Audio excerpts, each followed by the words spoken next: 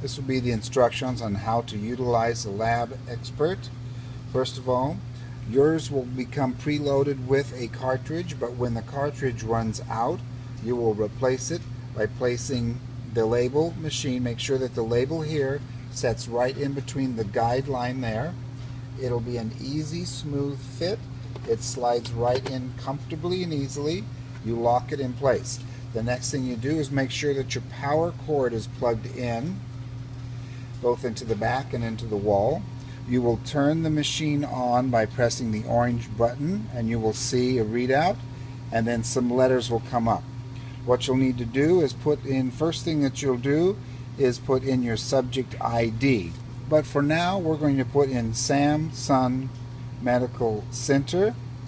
Then you move the cursor, which you'll see there, move it down 1. Now let's put in the patient's sample.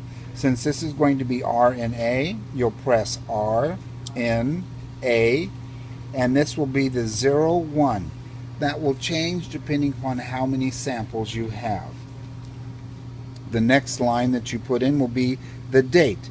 The date is going to be 10, put function and K, which is a line, and it makes a slash, 16,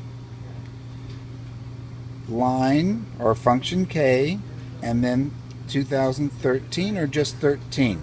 That will be your label that you'll set on your tubes. Move your cursor up 1 point to the RNA, because you'll be changing that number depending on how many samples you collect. At this point, you'll press the green print button. That will print out a label for you.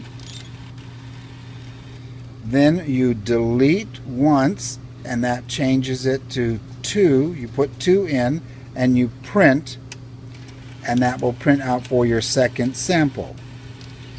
If you want to do more, you simply repeat that until you do the samples that have enough labels for the samples that you need, and you press print. Now, when you want to change to the next subject ID, you simply move your cursor up and then change that ID.